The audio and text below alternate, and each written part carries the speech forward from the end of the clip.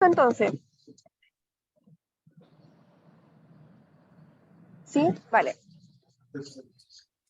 Bueno, mi ponencia se titula Resistencias ante los algoritmos de redes sociales post revuelta. ¿Perdón? No, yo soy parte de la resistencia cuando me emocioné cuando dijiste el título. Perdona, no te escucho bien. Me emocioné cuando dijiste el título, soy parte de la resistencia que se niega a seguir los algoritmos. Ah, vale, sigo entonces. Sí. Ya. Ya deberíamos ponernos más cerca para que nos...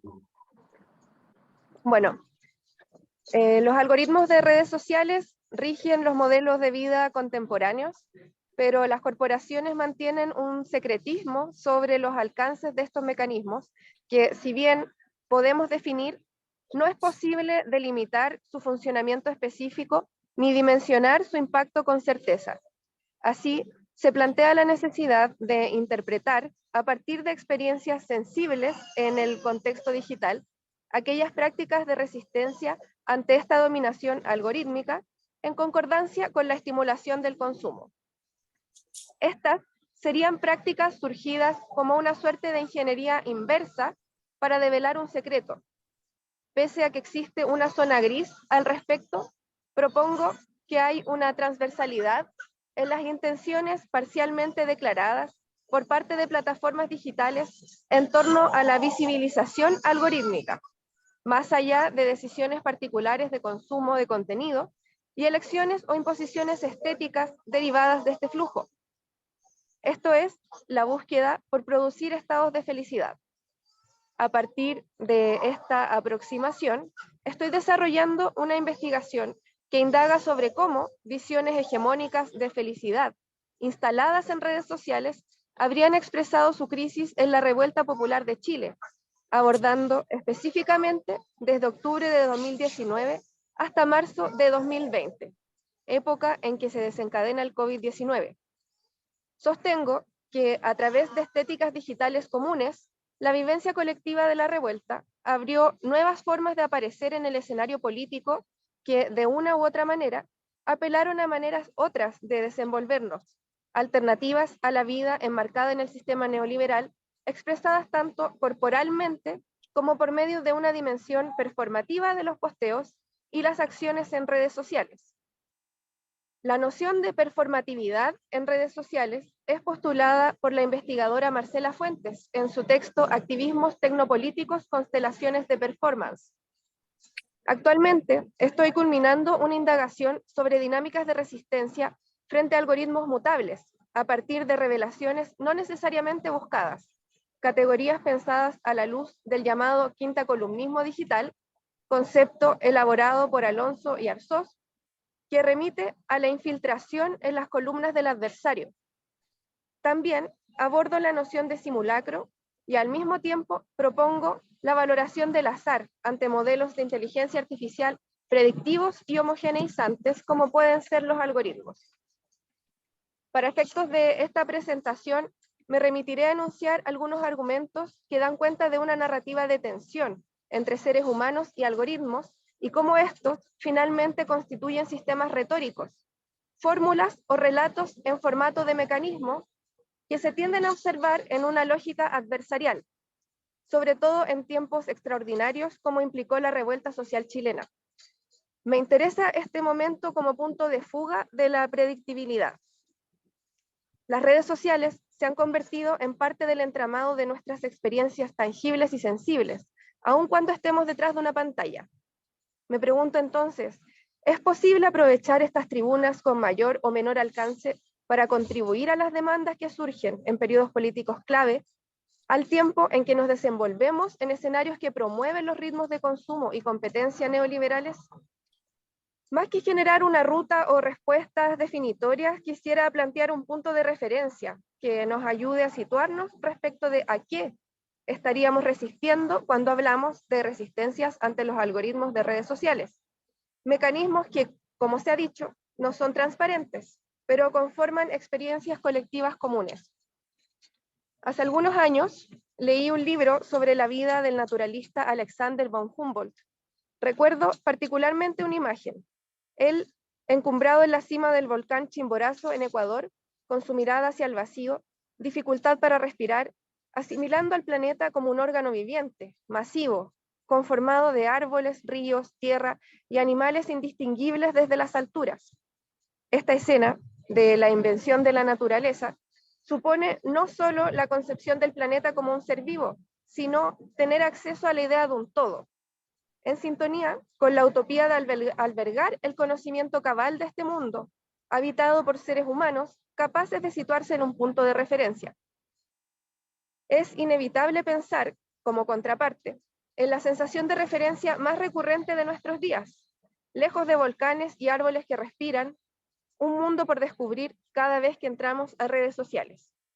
Un mundo contenido en un dispositivo frío, que simboliza una de las más altas cumbres de los inventos humanos, inserto en un universo de límites desconocidos en que los algoritmos regulan en gran medida nuestros cálidos afectos.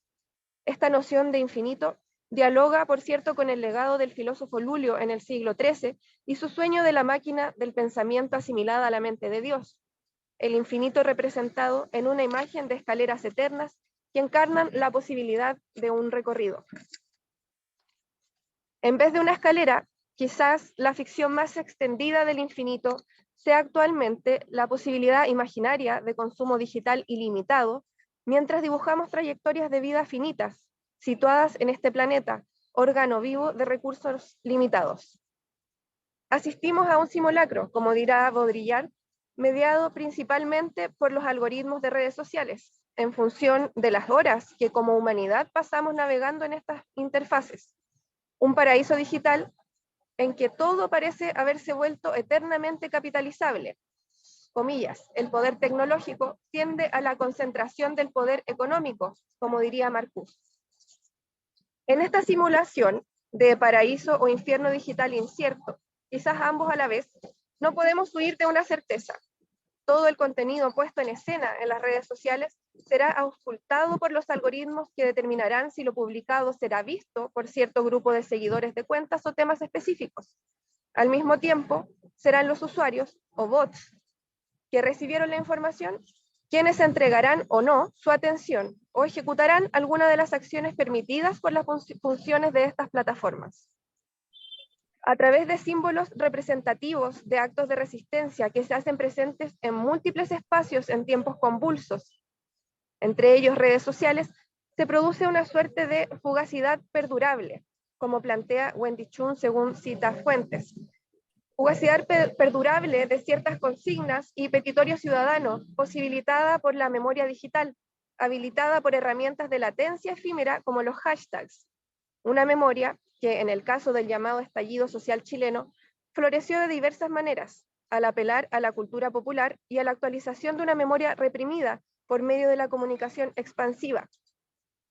Es importante señalar que aquello ocurrió en un momento específico. Las redes sociales cambian día a día.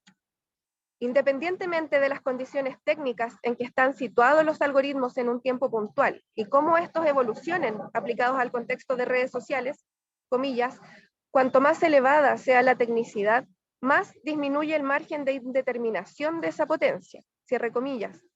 Y es justamente lo que se intuye, se quiere limitar, la potencia indeterminada para ejecutar acciones impredecibles con la instalación de las nuevas reglas del metaverso. Desde una postura crítica de la técnica, es relevante el pensamiento de Simondon, quien señala que la oposición entre técnica y cultura durará hasta que la cultura descubra que cada máquina no es una unidad absoluta, sino solamente una realidad técnica individualizada, abierta de acuerdo con dos caminos, el de la relación con los elementos y el de las relaciones interindividuales en el conjunto técnico. Cierre comillas. En este contexto, las máquinas del pensamiento de inteligencia artificial, de funcionamiento algorítmico, son contempladas en términos teóricos preponderantemente como la asimilación de una mente humana o un cerebro con múltiples nodos que evocan la idea de memoria artificial. Sin embargo, frente al enfoque mentalista de la inteligencia artificial, Bunz propone que es necesario abrirse a concepciones que incorporen el azar como parte de un proceso colectivo más allá de un punto de referencia, un desorden o una entropía que, en definitiva, permita imaginar posibilidades de resistencia frente a la forma en que nos dejamos gobernar por las tecnologías. La visión mentalista de la inteligencia artificial dialoga con la idea de una ficción religiosa presente en estos simulacros digitales del infinito. Al respecto, Haraway apela a descartar las utopías que conduzcan a un carácter religioso de la articulación de las redes en nodos que componen un todo.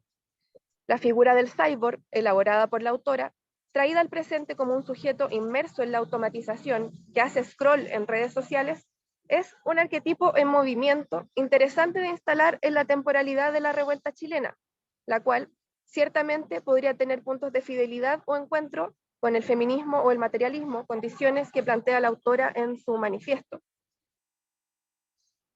Pensar lo algorítmico en estas plataformas como parte del engranaje retórico, anclado en un lenguaje matemático, de una simulación, puede ayudarnos a expandir los puntos de referencia desde donde observar la ficción del todo que construimos diariamente.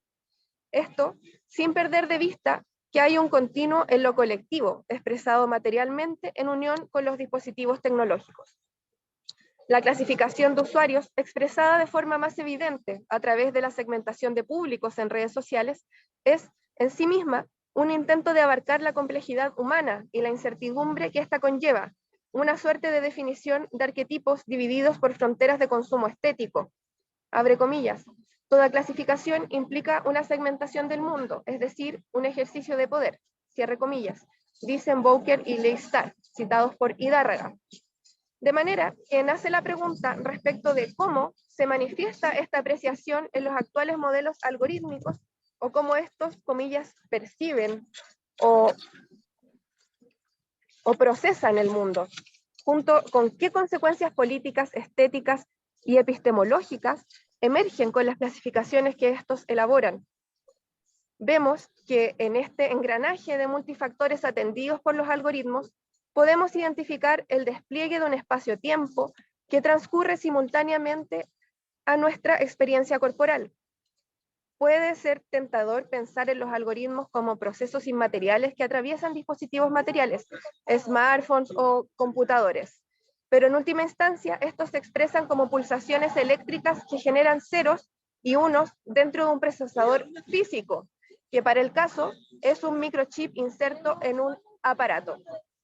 Así, si bien un algoritmo es entendido interpretativamente en su dimensión inmaterial, cabe recordar que estos pueden llegar a afectar las realidades materiales de quienes interactúan mediados por ellos, siendo parte del entramado difuso de fronteras porosas entre humanos, máquinas y especies no humanas que cohabitan en el planeta. Asimismo, cabe considerar que en redes conviven informaciones almacenadas en series de tiempo, datos específicos de acuerdo con acontecimientos, momentos en las trayectorias vitales, comportamientos de compra, etc.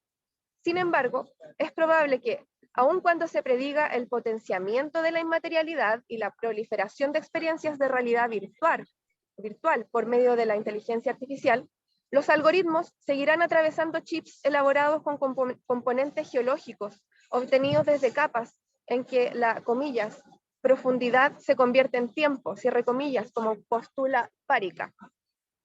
La mención de estas aproximaciones busca enfatizar en que los algoritmos regulan la interacción de sistemas vivos en un nivel material e inmaterial, en cuanto procesan datos que dan cuenta de la construcción de temporalidades de seres corporeizados que dialogan en estas plataformas.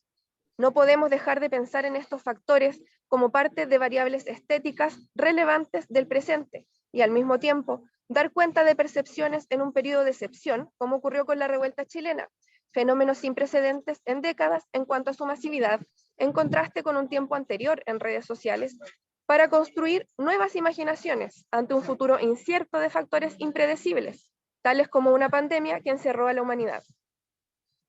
Es factible que existan maneras de activación consciente al crear y consumir en redes sociales pensando en la viralización de contenidos específicos afines a ciertas causas. Cabe recordar que, comillas, una misma tecnología puede servir para sostener o para resistir el poder político, cierre comillas, como dirá Bunz. Dicho de otra manera, comillas, tanto la activación de agresivas estrategias de control y vigilancias como mecanismos de disposición y capitalización de las inteligencias colectivas, se han puesto en marcha a la par de una renovada solidaridad digital ligada a compartir y a la recuperación de los comunes, cierre comillas, según señala López Cuenca. Simondón, por su parte, releva la dimensión organizativa de la solidaridad gestada a través de la tecnología de información y advierte la resonancia de la autorregulación interna de los individuos técnicos sobre los conjuntos técnicos y a través de estos últimos sobre la humanidad, cierre comillas, remitiendo a lo que hoy se podría observar respecto de los equipos de inteligencia formados por seres humanos que buscan dar relieve contextual a los cálculos ejecutados por operaciones maquínicas. Y es que la, comillas, clasificación algorítmica pretende categorizar, por medio de algoritmos supuestamente neutrales, ciertas entidades existentes en el mundo, vinculándolas con prejuicios propios de la colonialidad, citando a Hidárraga, al tiempo que la medición cuantitativa de estas características objetivamente observables legitimará la categoría asignada a las personas clasificadas. Marcuse, en tanto, concibe la tecnología como un proceso social en que los individuos son parte integral de la misma, en tanto inventores y al mismo tiempo grupos sociales que, comillas, dirigen su aplicación y utilización, cierre comillas. Hoy, esa posibilidad está dada en gran parte a través de variables algorítmicas. Sin embargo, no hay relaciones de equivalencia en cuanto a la posibilidad de acción por parte de los usuarios, ya que los algoritmos detectan determinados comportamientos que se busca erradicar. En cierto punto, solo descifrable para los usuarios en el momento de censura o invisibilización de un contenido específico. Somos, al mismo tiempo, el producto y el sujeto buscando resistir desde lo más tangible que es el cuerpo, pues, comillas, la tecnología saca a la luz a la naturaleza de manera tal que puede convertirla en un recurso, cierre comillas, dijo alguna vez Heidegger, citado por Párica.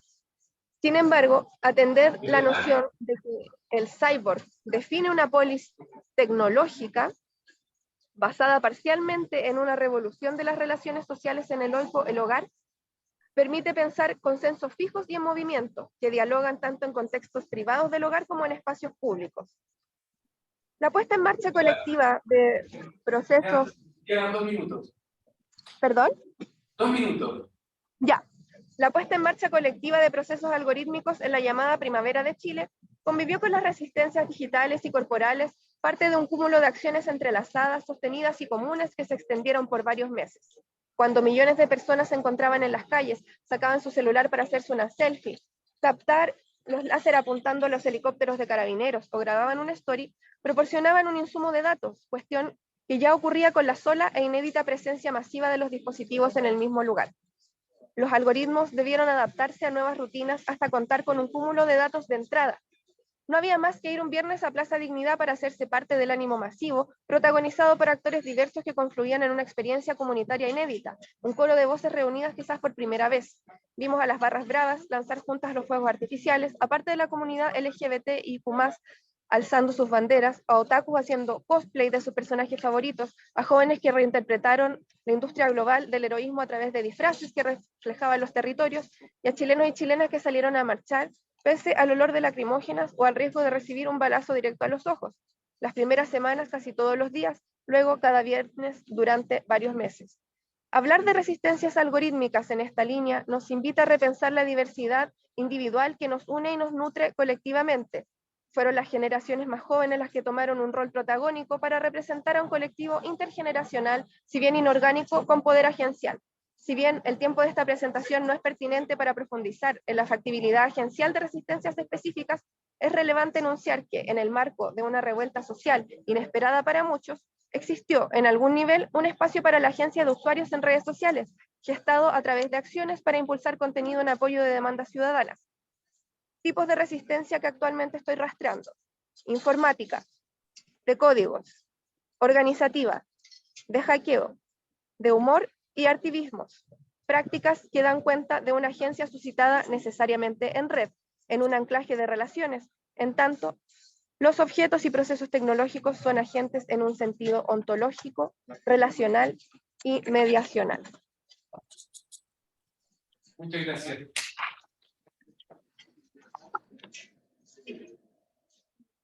Tenemos ahora 5 minutos de preguntas, en caso de que alguien tenga alguna pregunta, o si tú, Violeta, tienes alguna.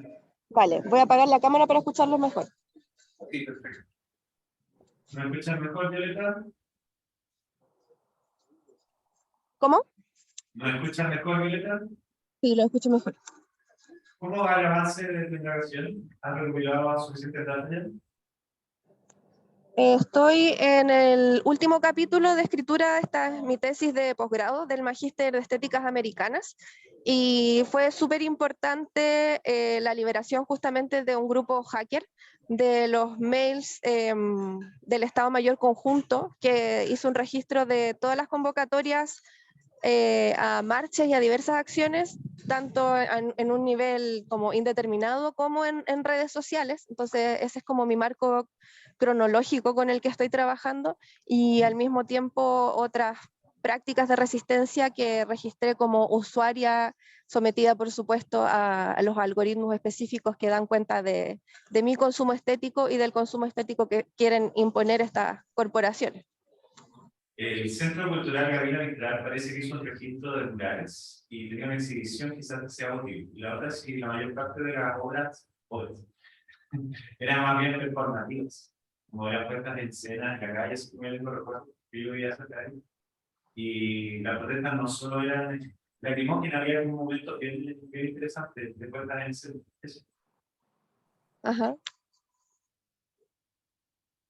Súper. Es que no sé si fue bien una pregunta o un comentario. Ambas, ambas.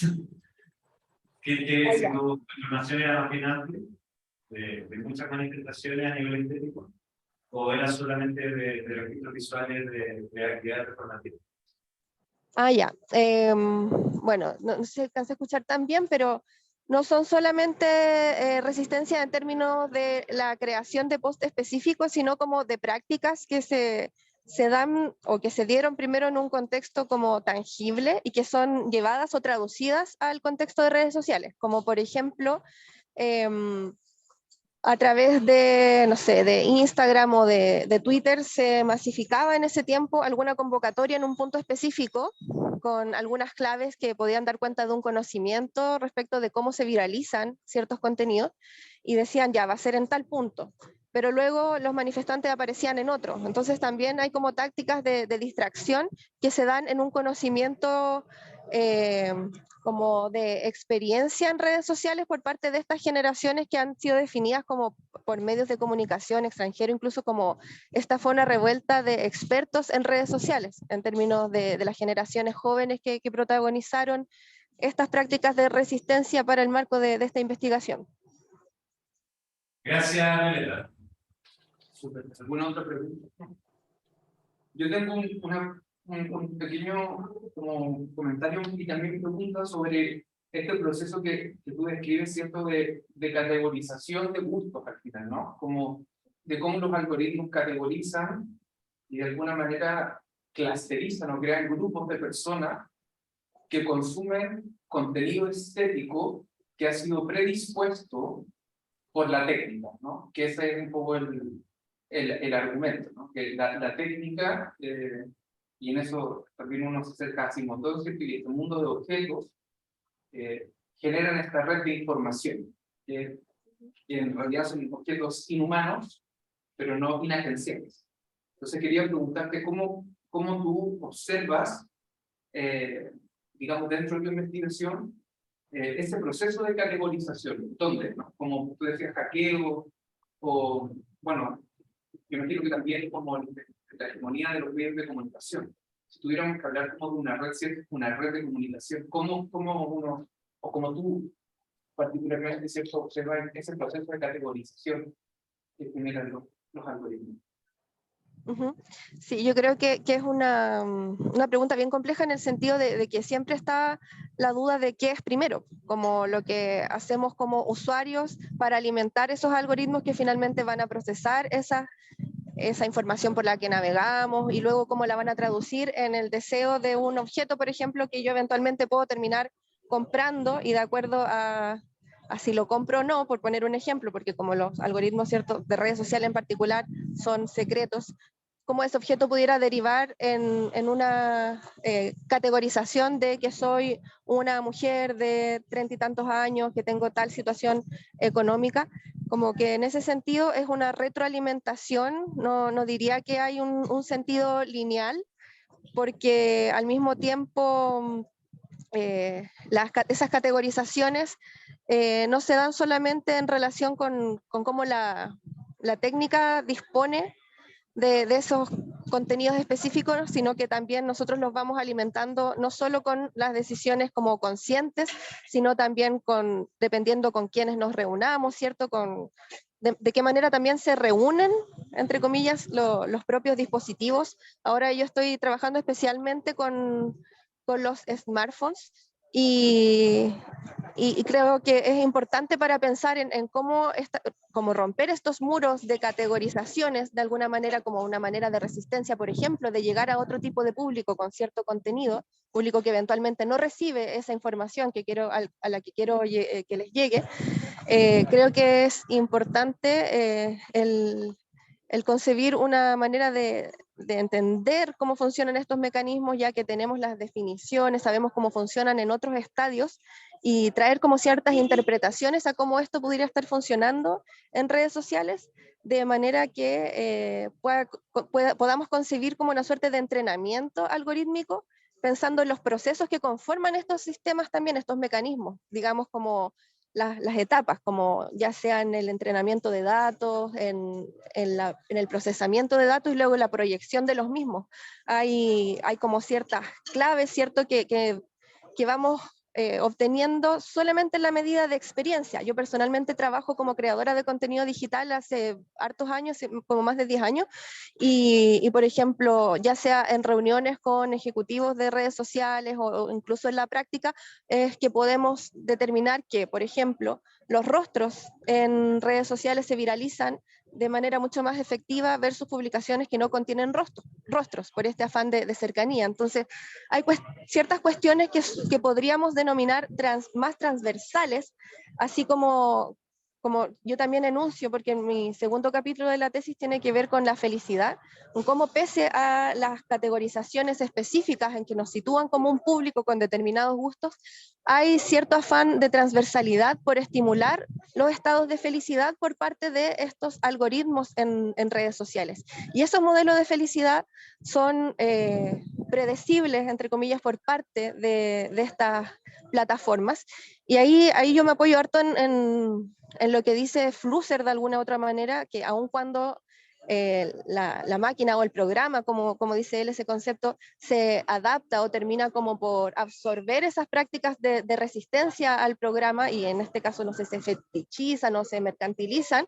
Al mismo tiempo hay que recordar que así como existe el concepto de inteligencia artificial, Flusser dice, pero las máquinas o la inteligencia artificial son como una manera de los seres humanos también de intentar controlar esa incertidumbre, porque finalmente pudiéramos incluso aseverar que así como son inteligentes, las máquinas también son estúpidas, y lo dice muy categóricamente, y yo, no sé, como que observo esa afirmación como con mucho cuidado, pero sí es cierto que, y hay como un texto muy, muy bueno que es como un ensayo, no es tan cuantitativo, pero de Vanoli, que se llama El amor por la literatura en tiempos de algoritmos, que dice que si bien los algoritmos pueden predecir ciertos comportamientos, no pueden entender, entre comillas, el amor que sentimos por los libros, por ejemplo. Entonces hay ciertas categorías humanas propiamente tal, muy entre comillas, pero que pudieran ser como una luz, una grieta en estos precedentes que se marcan en este tiempo de fuga que yo llamo, que son estos 6 meses, que pudieran servir también como precedentes para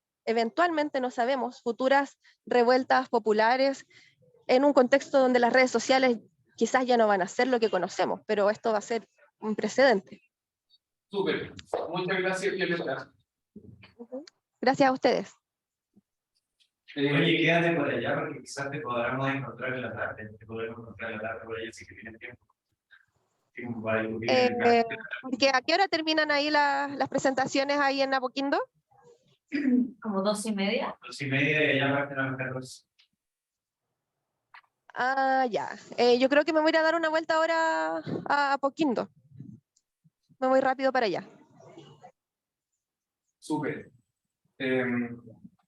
Bueno, Primero, me voy a presentar yo ahora, les pido disculpas porque por la disposición de la sala, la gente en línea no me va a poder ver. Pero primero quería ver que estuvieran viendo la presentación, así que les agradecería si alguien allá puede confirmar que se ve la presentación. Sí se ve. ¿Se ve? Sí, se ve bien. Súper. Te esperamos, Violeta. Ya, voy en camino. Ya, muchas gracias primero por estar acá y por querer escuchar estos temas vinculados a las redes y a los mundos de arte. Yo les voy a hablar, bueno, yo soy Roberto Velázquez, soy candidato a doctor en Sociología del Instituto de Sociología de la Universidad Católica, y les voy a hablar hoy del campo interorganizacional del arte contemporáneo en Chile, y cómo eso en el fondo nos permite dar luces sobre digamos, una respuesta necesaria para entender cómo se produce el valor del arte, o cómo se produce socialmente aquello que llamamos el valor de una obra de arte.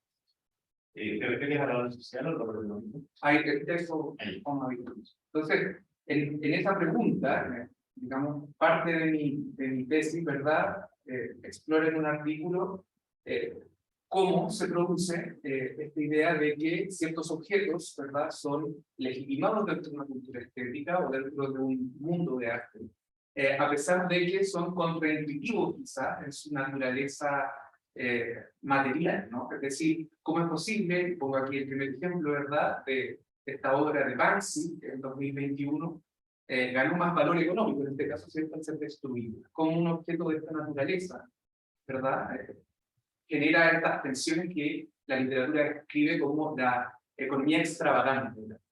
¿Cómo es posible que algo al ser destruido gane valor? O cómo es posible que algo descontextualizado, ¿verdad?, como puede ser las obras de Duchamp, que nos dan base ya con anterioridad, ¿cierto?, 1943, pasan de un estado, digamos, de valor en un sistema que puede ser, por ejemplo, el baño, ¿no?, el sistema del hogar, al transitar a una galería, de pronto se transforma en objetos artísticos, ¿no? Eso es una gran pregunta también sociológica que me interesaba abordar. Entonces, esto ocurre, ¿cierto?, esta pregunta por la economía extravagante de la que llamo yo aparecen, digamos, preguntas en dos niveles, ¿ya? Por un lado es cómo los artistas, ¿verdad?, o la gente que participa de los mundos de arte, también tiene esta como pregunta de clasificación, ¿verdad? ¿Qué hace que un artista o una obra tenga un valor? Una pregunta que aparece en obras como el de Leticia, diarios, y se pregunta qué es lo que hace un músico en particular, un músico consagrado, si es su obra o es su vida, ¿verdad? Y lo mismo pasa con un gran, digamos, podríamos decir, primer sociólogo del arte, quizás, que es Oscar Wilde, que tiene un texto, el crítico como artista, el papel que tiene la mediación, ¿cierto?, de ciertas personas en interpretar una obra de arte, ¿no? Es decir, esto es particularmente real en el caso del arte contemporáneo, ¿cierto? Nosotros, para comprender una obra de arte contemporáneo, la mayor parte del tiempo necesitamos un médico. Y Oscar Wilde es un artista, que además se hace la autorreflexión. Exactamente. Y por otro lado, tenemos, o por lo menos en mi caso, ¿cierto?, este mismo fenómeno observable en, digamos, grandes nombres de la sociología. Es una pregunta que se hace también Marx en sus primeros textos, ¿cierto?, ¿qué constituye un objeto de arte y por qué gana valor, ¿no? Pero esa misma pregunta se transpone luego en el siglo XX con la teoría de campos de Bourdieu, ¿no? Es decir, ¿cómo es posible que el arte no solamente tenga un valor excepcional económicamente, sino que además tiene una excepcionalidad estética, ¿no? ¿Cómo es posible que algo tan altamente subjetivo, ¿verdad?, permita tan alta experiencia? Esa es la pregunta.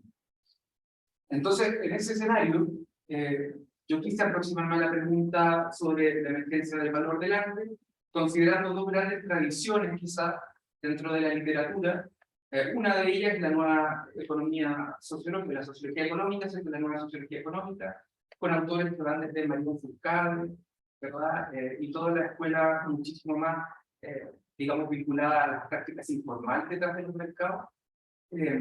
que estudia o ha descrito el problema del valor del arte explorando el mercado del arte, ¿no? Es decir, vamos a llegar a responder esta pregunta comprendiendo cómo las dinámicas de un mercado asignan un tipo de valor, quizá en este caso valor económico, considerando una lógica, una racionalidad, ¿cierto?, que la literatura describe como pragmatismo económico, ¿no? Es decir, el arte tiene valor en la medida en que produce interés, ¿verdad?, en la medida en que produce utilidad, y por lo tanto se transforma en un asset, ¿cierto?, en una suerte de ganancia. Y en términos de su conversión social, ¿cierto?, lo que, relevancia social es que justamente es convertible. Yo puedo transformar una obra de arte en millones de dólares. Eso podría ser una posibilidad. Y eso se logra estudiando, ¿cierto?, desde esta perspectiva de la nueva sociología económica, estudiando grupos de gusto, ¿cierto?, que es un concepto también muy especial, la idea del gusto y cómo se estructuran grupos, ¿no?, que pareciera ser que tienen características similares, tanto grupos de artistas produciendo obras de arte, como, digamos, coleccionistas, ¿no?, que también tienen patrones de uso muy similares, y que no necesariamente participan en el mundo. Y eso es súper interesante, ¿no? Los inversionistas externos saben que Wall Street, por ejemplo, hay gente que invierte en arte, ¿no?, que compra los fondos petroleros. Entonces, esa tradición, de alguna manera, se tensionaba en la literatura con algo que a mí me parecía muy interesante, que era una sociología del arte que explora la socialización de los objetos desde una filosofía estética. Es decir, lo que me importa a mí para comprender qué le atribuye el valor al arte es lo que Bourdieu también explora como juicio estético, ¿cierto? El aesthetic judgment. Cómo yo, a través de un cierto conocimiento estético, atribuyo una atribución de valor a cierto. Y lo interesante es que desde esta perspectiva encontramos exactamente lo opuesto. El arte gana valor porque se produce con desinterés, ¿verdad? Y además es impráctico. El arte no tiene ninguna practicidad en el mundo de la supervivencia. Yo no como arte, ¿verdad? No me curo con arte, etc., ¿no? Y eso es particularmente un elemento muy descrito y además insistentemente llamado a ser considerado por la sociología del arte, que sigue esta línea más. Porque la relevancia social del arte justamente es que es un sistema autónomo, ¿verdad? Esa es la diferencia que hace Bourdieu también entre autonomía y heteronomía, es que el sistema del arte reclama su autonomía, es decir, un sistema cerrado que se produce por agentes que son singulares, ¿no? Y no solo singulares en el sentido individual, sino que son, digamos, podríamos decir, una sociología del genio creador, no son individuos particulares. Si ustedes se fijan en el artista de arte contemporáneo, eso es realmente así. ¿Qué pasa con el arte textil que queda ahí como medio camino que puede estar la pared? Veamos al final las preguntas, pero concentrémonos en este como caso conceptual, porque creo que van a aparecer también respuestas. Mi aproximación a esto, ¿verdad?, a esta disyuntiva que se produce en la literatura, es justamente una aproximación de la sociología cultural más reciente, pero también de la sociología organizacional. Sé que esa es mi aproximación. Hay un concepto, ¿cierto?, llamado cultura en acción, que de alguna manera describe que todos los actos de valor ocurren en acciones concretas y no son, digamos, procesos que flotan en el aire, ¿no? O sea, el ejercer el acto de darle valor al arte ocurre en un cierto setting, en un lugar, que en este caso podría ser el momento en que una obra de arte es subastada, ¿cierto? Cuando se subasta una obra de arte, ese es el setting o el lugar donde se produce el proceso de valoración o valuation. Y es a partir de ese punto donde yo digo, bueno, aquí en la sociología cultural, pero también en la sociología organizacional, está la posibilidad de indagar en los procesos de valoración, ¿no? Digamos que, por ejemplo, Mario Furcade usa el concepto valuation process, ¿cierto? Cómo se le atribuye valorar. Porque en el fondo también se agrega en esta discusión que la mayor parte de la literatura explora los aspectos formales, ¿cierto?, las reglas del arte formales de la constitución del valor en los campos de arte. Pero sabemos que existe una serie de conexiones informales que se agregan a este problema. Por ejemplo, las conexiones entre pares, que no necesariamente son observables en los concursos. No sé si esta persona está conectada con esta otra, y quizás eso es algo que considerar al momento de ser exitoso o vender una obra. tipo de conexiones.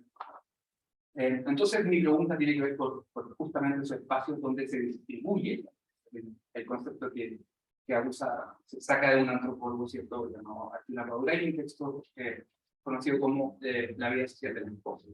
Entonces yo me enfoco de eso en las artes visuales para explorar, ¿cierto?, el campo interorganizacional del arte contemporáneo, porque las artes visuales, a diferencia quizás de otros productos culturales, tienen un set de características que las hacen bastante proclive a poder iniciar un ejercicio de análisis de error.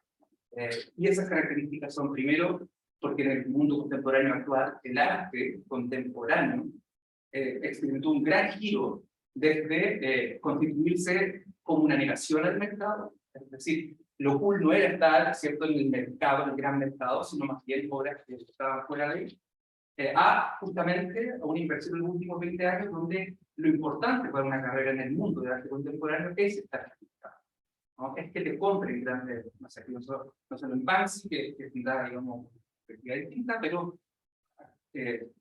artistas como Damian Hirst, Eugenie Salis, que son artistas de arte contemporáneo que en el fondo han tenido su éxito porque son éxitos en el mercado de ventas, ¿no?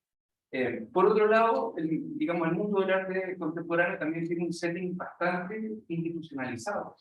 Es decir, son mundos que tienen su propia, digamos, forma de interacción y una lógica. Eso es lo que Bourdieu llamaba, por ejemplo, las reglas del arte. Y porque además en este campo pasa que, como quizás hablaba también un poco Violeta antes, ¿cierto?, un problema de clasificación. Uno observa con la estructura filética de es decir, las distintas categorías que hay, que definir algo como arte contemporáneo, ¿cierto?, ya es un problema. Si esta obra gana valor o no es una cosa, pero otra además decir que es de arte contemporáneo. Y me interesaba explorar datos que generalmente no son estructurados al modo de base de datos, ¿cierto?, sino que se encuentran en documentos, en listas, ¿no?, y construidas. En paralelo, ¿cierto?, el caso chileno me pareció una provocación muy interesante, no solo por la ya, digamos, recontra escrita excepcionalidad chilena en muchos aspectos, pero particularmente porque como modelo de producción cultural, ¿cierto?, Chile en los últimos años se, digamos, caracteriza por tener un modelo orientado a la producción y financiamiento de arte por parte del Estado, sin embargo, ¿cierto?, con constricciones legales, constitucionales, que promueven más bien lo contrario, que el Estado se aleje y el privado sea, ¿cierto?, el que invierte y genere el mercado del arte. En ese sentido, ese es el modelo tradicional que Montemayor llama, ¿cierto?, controlled entrepreneurship, ¿cierto?, emprendimiento, son los privados los que quieren eso. En Chile tenemos una mezcla de ambos, ¿verdad? Una ley que trata de impulsar la inversión en cultura, ¿cierto?, no solo pública, sino que privada, pero además, cuando ocurre crisis, como en el caso del COVID-19, ¿cierto?, es el Estado el que sale a salvar la estabilidad de ese y porque además en Chile, ¿cierto?, pasan fenómenos que tienen que ver con más bien la periferia del gran mercado del arte global. Eso lo dice Lisa Buchholz en un libro llamado las reglas globales. Entonces, en ese escenario, yo me dispuse a estudiar un estudio, digamos, hacemos un análisis de caso de un evento que ocurrió el año 2020, que es el nacimiento de una colección de arte contemporáneo en plena crisis del COVID. Este es un modelo que usa el Estado chileno para llegar a hacer transferencias directas y rápidas a los artistas, debido a la lógica transaccional que hay detrás de la forma en que el dinero transita, ¿cierto?, hacia el campo cultural.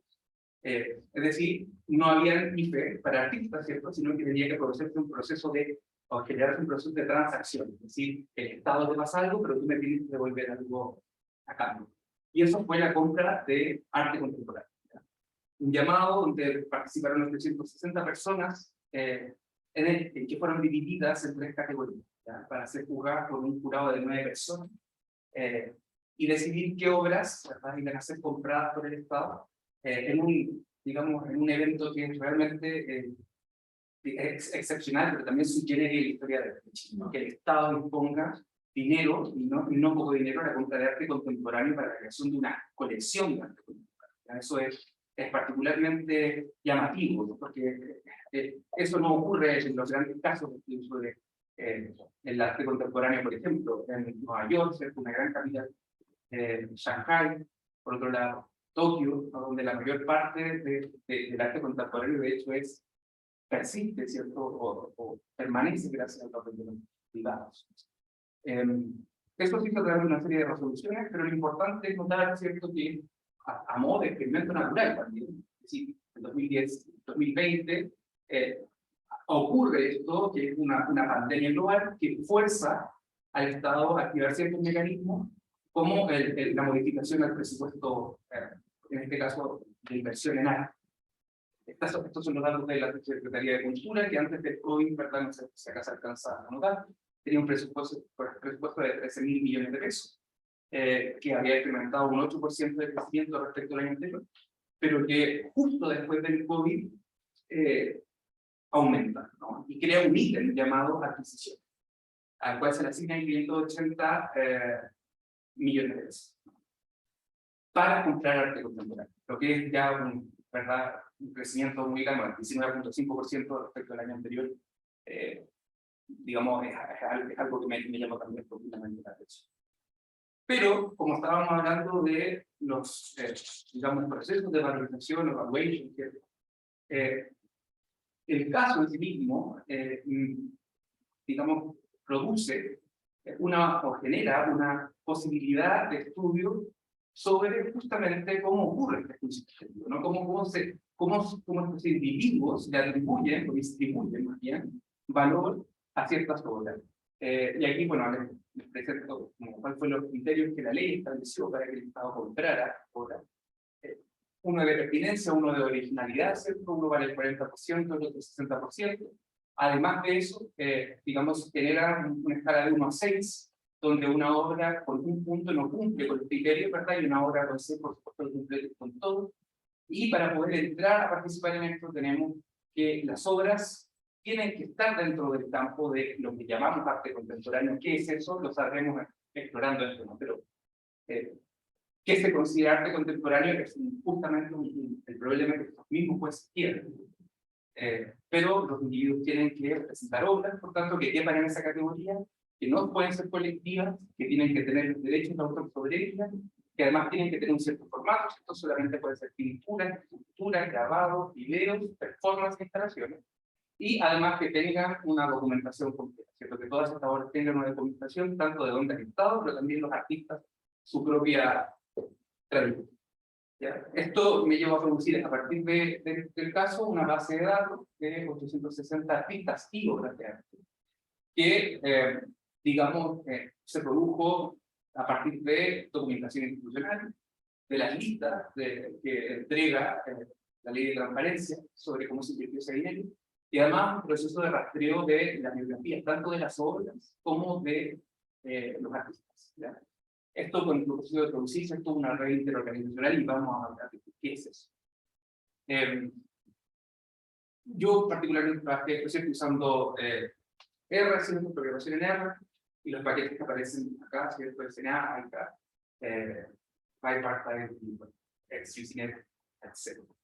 Tengo variables, ¿cierto?, en esta base de datos que son a nivel de artista, también a nivel de obras de arte, y por último, a nivel de exhibición. ¿Ya? Y voy a explicar por qué es importante observar este campo a través de la relación que establecen los artistas con las exhibiciones online.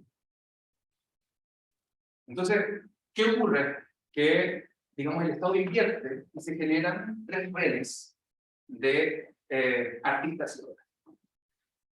De acuerdo a distintos grados de trayectoria de cada uno de los participantes. La primera de ellas es una red de individuos y obras emergentes, es decir, que caen dentro de una categoría donde las personas tienen una carrera de hasta 8 años en el campo del arte contemporáneo, y que puedan pedir como máximo por la compra de su obra $1 millón. Del total de la muestra, ¿cierto? O de los casos, ¿cierto? Esta red está compuesta por 187 individuos y obras, de los cuales 53 fueron finalmente adquiridos por el Estado de las obras, ¿no? 134 rechazados, lo que nos da un valor probabilístico de ser aceptado de 1,83, con una media de edad en esta red de 28 años, donde hay más mujeres que hombres, ¿cierto? 112 mujeres, 75 hombres. Y el total de inversión que se hizo en este, digamos, segmento de la compra fueron 53 millones. El segundo, que es una categoría o otra red, ¿cierto? Que vamos a llamar la red de mediana carrera, en inglés, ¿cierto? Se podría traducir como los agentes con ya un cierto grado de reputación, ¿cierto? Está compuesta por 447 individuos y obras, de los cuales fueron adquiridas, ¿cierto? 129, 318 fueron rechazadas. Ustedes se fijan, el valor también es bastante parecido entre ellas, el valor de aceptar, ¿cierto? Siendo el acierto que pudo verse adquirida, con una media de edad de 40 años, y con una composición de género, ¿cierto? Donde sigue predominando las mujeres, 280 mujeres, 167 hombres, con inversión de 304 millones de pesos. Y por último, una tercera red, que es quizás la red más, digamos que casa con la imagen de Bourdieu, ¿cierto? Sobre cómo uno se consagra en el mundo del arte, que es la red de consagración, ¿no? Que son personas que tienen 22 años o más de trayectoria. Ahorita el valor de su obra también puede ser vendido mucho más arriba, ¿cierto? 5 millones de toques, 249 personas, de las cuales 72 fueron adquiridas. El valor probabilístico sigue siendo bastante agresivo, con una media de 61 años, o sea, son personas mucho mayores, pero además lo interesante acá es que en esta red hay más hombres que mujeres, es al revés. Pero el total de la inversión es 217 millones, no se invierte menos que en la red de mediana carga, ¿no? Aquí están algunos descriptivos, ¿cierto? De cuántos de ellos, los rojos, ¿cierto? Que fueron obras compradas. Obviamente hay muchas más obras rechazadas que compradas. Y ahí está, digamos, cómo se dividió el presupuesto por cada uno de los segmentos de carrera de arte. Entonces, ¿cómo yo me aproximo ahora a estudiar este campo de arte contemporáneo que emerge en Chile con las características que ya les comenté? Y eso lo hago a partir, ¿cierto?, de, digamos, una intersección entre lo que se llama, ¿cierto?, el neoinstitucionalismo en la sociedad mexicana y también ciertos elementos de la sociedad. El concepto aquí es justamente red interorganizacional, donde, digamos, lo que la literatura define, que tenemos una red, ¿cierto?, a la que no solamente se le agregan las relaciones formales, sino que también las informales o no dirigidas directamente entre distintas unidades, ¿no? Así, unidades independientes en el campo de las organizaciones, y además relaciones de los miembros de esas organizaciones que se caracterizan con la lengua. Entonces, en general, la literatura habla del efecto de mediación que tiene, ¿cierto?, esta conexión indirecta, que se voy a mostrar ahora con ciertos ejemplos. Por lo tanto, una red interorganizacional está compuesta de individuos, en este caso artistas, ¿cierto?, con afiliaciones comunes. En este caso, con afiliaciones que van a ser capturadas en el plano de las exhibiciones, donde exhiben. Y por otro lado, de la sociología relacional, esta idea de que, bueno, en el fondo, tres grandes ideas. La primera es que debido a esta complejidad subjetiva que ofrece el arte contemporáneo, esa necesidad de mediación es cada vez mayor. De hecho, poder entender arte contemporáneo requiere de un experto que te explique, bueno, esto que vemos acá, no sé, voy a poner un ejemplo de estos mismos, ¿cierto? Esto que vemos acá es una reflexión sobre la crisis de la plata, ¿cierto? O esto mismo, que es cómo yo puedo decodificar esto a través de una cierta mediación. Y por lo tanto, lo que yo estudio son estos settings donde ocurre esa mediación y donde se convierte el valor estético en valor económico. Entonces, eso es lo que defino yo como campo de interorganización.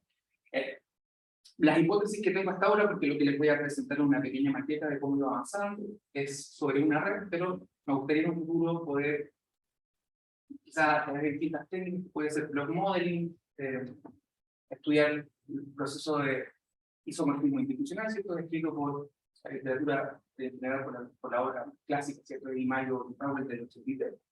Y también otra hipótesis que es la que propone Larissa Buchholz, que es una socióloga relacional del arte contemporáneo, que es la hipótesis del circuito. Es decir, que las personas que participan de un circuito legítimo son las que en general tienen mejor trabajo.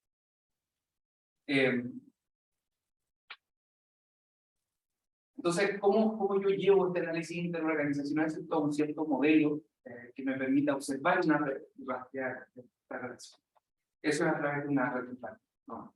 Que en el fondo es una estructura de red que se divide en estos dos modos que son están separados y que son independientes, y donde los edges, ¿cierto?, en las conexiones, aparecen siempre entre un elemento dirigido hacia otro, es decir, de U a B o de B a U, pero nunca entre U's, ¿cierto?, o nunca entre agentes o actores, o entre instituciones, más allá de que uno podría sacar, ¿cierto?, esa prohibición.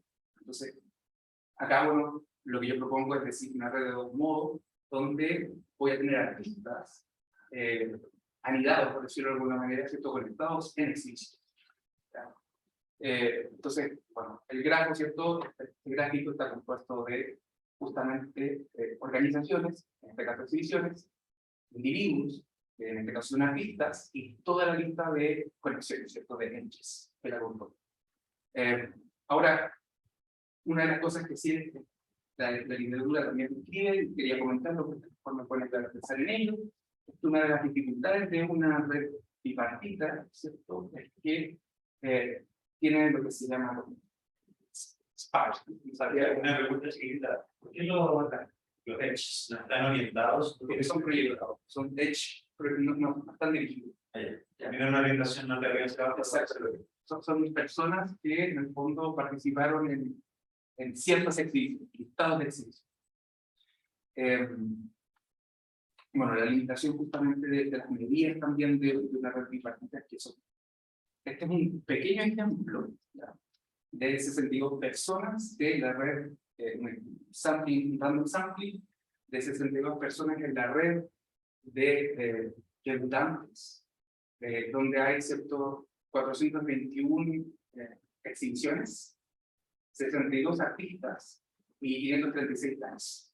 Una red que está en modo 2, donde podemos observar simultáneamente las exhibiciones, que son los cuadrados color rojo coral, y los artistas, que son color. Es una red de artistas por exhibición. Mi intención era justamente empezar a ver, por ejemplo, el nivel, el degree, ¿cierto?, los degrees de esta identidades, ¿cierto?, bueno, exhibiciones de artistas, y es muy notorio que, de hecho, la mayoría de los casos tiene muy poco, un ejemplo, ¿verdad?, una maqueta completa, pero pocas conexiones, y hay muy pocos que tienen muchas. Si uno saca medidas de centralidad, este pequeño ejemplo, bueno, es notorio que el individuo 5, por ejemplo, está mejor conectado. Hay alta centralización, la distancia de Heisenberg, ¿cierto? Pero también interesante es ver que estos individuos son de nacionalidad chilena en su mayoría, excepto uno que es internacional, la distribución por degree, ¿cierto?, de los primeros 10 de la red común. Acá, ¿cierto?, la mayoría de ellos tiene otras que fueron adquiridas por el Estado. Si uno observa por otro lado la proyección en modo 1 de las exhibiciones, en este ejemplo, el principal lugar de exhibición, ¿cierto?, es la Universidad Católica de Chile. Una galería específicamente llamada la Galería Ex Machina, o Ex Machina, que es parte de quizás el circuito de arte contemporáneo más conocido. Segundo lugar, la Tate, ¿cierto?, la Tate Modern en Gran Bretaña, con 8 conexiones con individuos, y así. Pero lo interesante es que por lo menos en las galerías se nota digamos, mayor heterogeneidad, no son solamente locales, sino que hay ya necesidad de calidad internacional. Y bueno, esta sería una proyección en modo 1 de cómo los individuos están conectados, que los artistas están conectados a través de los lugares donde existen. Cómo ellos, en el fondo, de alguna manera, informalmente también están relacionados entre sí, por el lugar donde sus obras están circulando. Y aquí están las medidas de esta proyección en modo 1, ¿cierto? De individuos y artistas, que son en realidad obras. Y por último, ya para ir cerrando, ¿cierto? Yo estoy en esta etapa, estoy construyendo esta base de datos, estoy una maqueta, un modelo de la primera red, pero me pregunto, ¿cierto? Por cómo optimizar el proceso analítico en distintos tipos de tipologías, ¿cierto? Analizar esta red entre cuáles de estos componentes están en Chile, ¿cierto? Cuáles están fuera, se puede ser una opción, o cuáles de estos, digamos, elementos de la red, ¿cierto? Que tienen atributos que pueden ser propios de la alta cultura, ¿cierto? High growth culture, o de la cultura más popular, ¿no? Así que eso es lo que digo hasta ahora. Muchas gracias. Un tema muy complejo. Luego lo del arte textil. Sí, bueno, me quedo. El arte textil, curiosamente, no sé si todo lo clasificaría como arte visual, para mí sí, pero parece que al momento de que tú te pones la prenda de vestir, como que dejaría de ser arte textil y pasaría a ser un artefacto funcional y perdería su valor estético. Si yo lo uso. Pero, por ejemplo, si yo veo tu vestido, y yo no lo estoy usando, ese vestido para mí sí tiene valor estético, yo estoy fuera del uso. No sé si esas condiciones límites también, y justamente conectando porque tú eliges artes visuales. Me imagino justamente ese tema. Me imagino con la persistencia de las artes visuales, pero en realidad no sé si esas frutas están trabajadas o son reales. Es una serie de fotografías. Fotografías es una... El artista vendió la fotografía, no la obra completa. Porque si no la orquesta, la obra. La fotografía sí. Es que en el fondo, si hubiera tenido la obra física, esta obra ya no sería persistente, habría durado un tiempo lo que dure la fruta. Podría ser. Curioso. O sea, yo no leí abajo que decía fotografía en realidad, yo la vi y me llamó la atención porque era muy bonita la composición, o sea, objeto interesante. Y claro, pero pasa, hay ya una cuestión mía personal. Yo siento que ya hace un tiempo, como que todas las artes, no solo las artes visuales, tienen componentes visuales. Por ejemplo, hace poco que fue el recital de Coldplay, que pasaron unas pulseras y esas pulseras generaban ciertos efectos en ciertas canciones. O que una vez al Museo de Arte Contemporáneo tiene una presentación de era como de arte integrada, porque habían músicos en vivo, pero había artistas visuales que transformaban los sonidos en proyecciones en sí, como que construían el algoritmo en el momento y las ondas sonoras transformaban en imágenes como repetitivas, una relación muy interesante. Entonces, vi hace poco un video de YouTube de un divulgador que él se preguntaba por qué hubieron recitales de Coldplay en Buenos Aires. Entonces, como que, ¿qué tantas conexiones tiene Coldplay? O si Coldplay en realidad es arte contemporáneo, o que hace que el valor de su producto se multiplica por 10. Porque podría estar por receta, pero hizo 10. Y claro, y los artes que como ya no son visuales, el recital de Coldplay no es visual, como que hay asociado ciertos registros visuales de todos modos. Si el video del recital se vende después, podrías considerarlo dentro de las artes visuales. No sé si es como situaciones límites. Y qué bueno que pusiste eso, que es un problema. Y de repente insuficiente, regular y satisfactoriamente sobresaliente son como conceptos bien ambiguos. Entonces, me imagino que queda al criterio de la persona que observa la obra, que la analiza, y que es difícil así como decir, bueno, que es popular, que es satisfactorio, que es sobresaliente. Exactamente, y eso es lo que yo, digamos, estoy proponiendo evaluar, ¿no? Como de alguna manera es cómo esto que está escrito digamos, en una normativa legal se operacionaliza en un proceso de evaluación. Yo tengo una pregunta más metodológica. Me parece interesante que estoy proyectando y que estoy usando mediante centralidad, pero yo creo que está ahí como se están mezclando varias cosas en eso. Porque uno, tenéis varios años en donde esta gente presentó en distintos eventos, entonces en realidad, pues, si agarro cualquier persona, estaba hablando de su carrera artística hace rato, ¿no es cierto?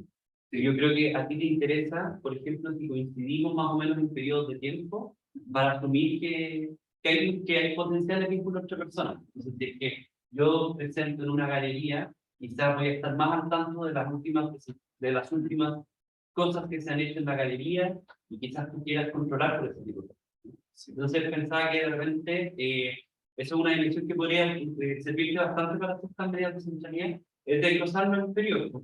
Entonces voy a agarrar un set 2021, bueno, 21 es mal ejemplo, pero ya 2018, ya 2017, y así quizás desagregar la respuesta.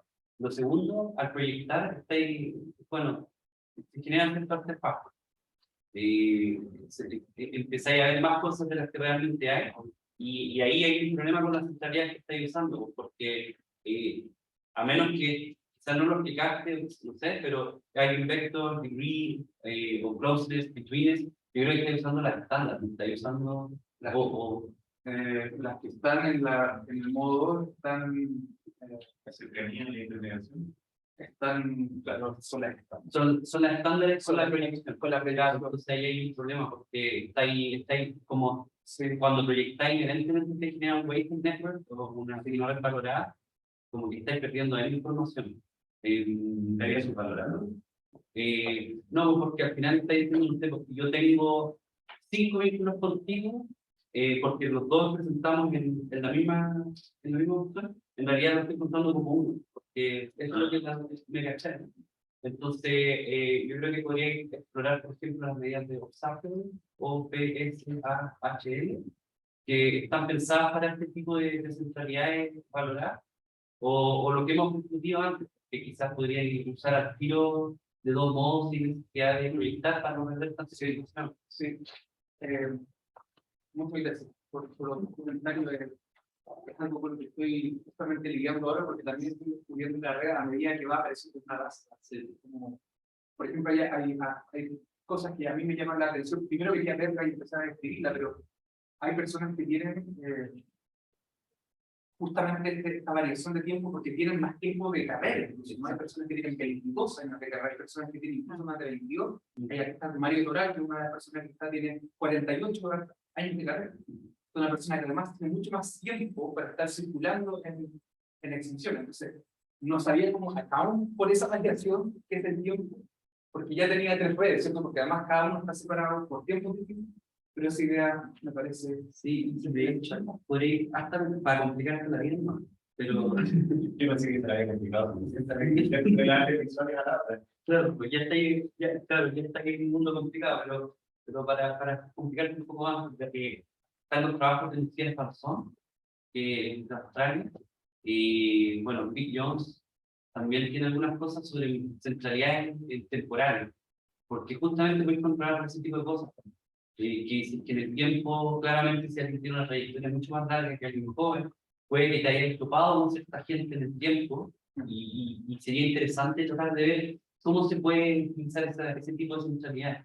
Y la Lucía Falzón o Eric Quintana son personas que han pensado en este tipo de cosas. Que te podría, bueno, vamos a conversar. Totalmente. Por ahí. Pero sí, es una de las dificultades que he tenido. Es ver la heterogeneidad que aparece como en el tipo de conexión, pero también en lo que se considera, por ejemplo, bueno, el caso de los individuos o artistas es bastante claro, pero en el caso de las exhibiciones, lo que cuenta como una exhibición, ¿cierto? Es mucho más heterogéneo el lugar donde somos. Usted puede ser desde una embajada, ¿cierto? Y que tiene alto nivel de prestigio y consagración, pero que no es necesariamente un museo. Y ese tipo de cosas, ¿cierto? Porque además estoy, digamos, proyectando esta relación entre estos artistas y estos lugares. Digamos, la composición de cada uno de estos lugares también es muy...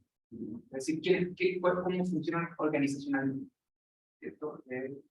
y también me interesa en algún punto llegar a entender a través de esta red, ¿cierto?, cuáles son las reglas del arte, digamos, detrás de esto. Ahora, interesante porque acá no cumpliría la hipótesis no, porque al final se está pensando en isomorfismo del tipo de imagen y está tratando de ver cuáles son roles parecidos que tienen las personas. Y en roles en general, en esta literatura, tú lo dijiste, o sea, los monos fueron creados justamente para ver eso. Y la medida de realidad, por ejemplo, el tipo closeness o twins, lo que está diciendo no es un rol, en realidad está diciendo como que en el flujo de información, hay ciertos personajes que reciben más o menos información, pero eso no significa que tengan un rol parecido. Entonces, quizás Ligia y Vector podría ser, pero Close Between no necesariamente. Pero podría tenerlo estar ellos, no lo hayamos que se en el mismo contexto. ¿A qué te refieres? Él mencionaba que podrían ser valores distintos, por cosas distintas, pero igual podrían tener una conexión por otro lado. Claro, pero bueno. Súper. Volviendo al ejemplo último, por ejemplo que te daba al principio que te comentaba en la historia de Cloma, en otra obra también me pasaba bien interesante, como ciertas obras de teatro que se repiten sistemáticas, obras de arte escénica en general. Esta es Sueño en una noche de verano, que vi una versión dirigida por el actor Héctor Noguera, y que también era de alta integridad porque tenía música en vivo, estaba Manuel Sánchez con el guitarrón, y él había realmente un tercer proceso que era trasladar la poesía de Shakespeare a escenas. Entonces, esa tremenda obra, ese tremendo proceso se tiene una vez. Y si no hay registro, es irrepetible. Entonces, al principio te preguntaba que había elegido la arte con la resistencia, y claro, es muy difícil darle resistencia a la arte no visual a menos que haya un registro visual. Sí. Digamos, en el campo de la discusión del arte contemporáneo está bastante zanjado que constituye una obra de arte contemporáneo. Como el hecho de que sea, por ejemplo, o que quepa dentro de esta discusión que se llama como post-género, es decir, post-género en el sentido no de género, digamos, sexado, sino de tipología, ¿cierto? Como inclasificable. Exacto, o sea, digamos por naturaleza, si uno vuelve a la discusión tradicional de qué es el arte contemporáneo, ¿cierto? Y podríamos decir que eso se inicia con la pregunta de la vanguardia a principios del siglo XX. Es que, no, estos mismos objetos, ¿cierto? Esto digamos, te lleva inmediatamente a preguntarte qué clase de, digamos, puede ser un lavatorio o una obra de arte contemporáneo. Y la respuesta, digamos, de la literatura y particularmente la respuesta sociológica es el arte contemporáneo es lo que los tastemakers o los críticos dicen que es. ¿Ya? Y eso puede ser desde algo efímero como una performance, o un concierto, o una pintura, o un video. Pero si lo miramos sociológicamente hablando, el arte contemporáneo solo aparece con un efecto de mediación. Porque hay alguien que te dice esto es arte contemporáneo. Y eso es una característica central de justamente como este campo. No pasa con otro tipo de arte, pero sea dentro de la categoría contemporánea. Es curioso porque la otra página está la cita que hace de televisión, que me gusta mucho, que dice los artistas no hacen obras de arte, son las obras de arte las que se lo artistas. Y parece que pasamos en el arte contemporáneo, que las obras de arte no hacen los artistas, que las obras de arte las hacen los críticos. Exactamente, y bueno, eso es lo que aparece abajo, ¿no? Como lo mismo que dice Debussy. Para Debussy exactamente, que es, digamos, el proceso, perdón, de Oscar Wilde, que uno se identifica, ¿no? Como el arte la hacen los críticos. El arte la hacen que no siento años. Estaba pensando también el último en Baudelaire, que tiene un juicio porque tenía crítica muy mala, pero su obra se hizo más trascendente a pesar de la crítica negativa. Entonces, a veces la crítica que hace el grupo de críticos versus la crítica que hace la sociedad en su conjunto, se lo estoy preguntando por la valoración social. Tenemos ahora la presentación, sí, que estamos hablando, pero muchas gracias a todos. Muchas gracias. Y cerramos.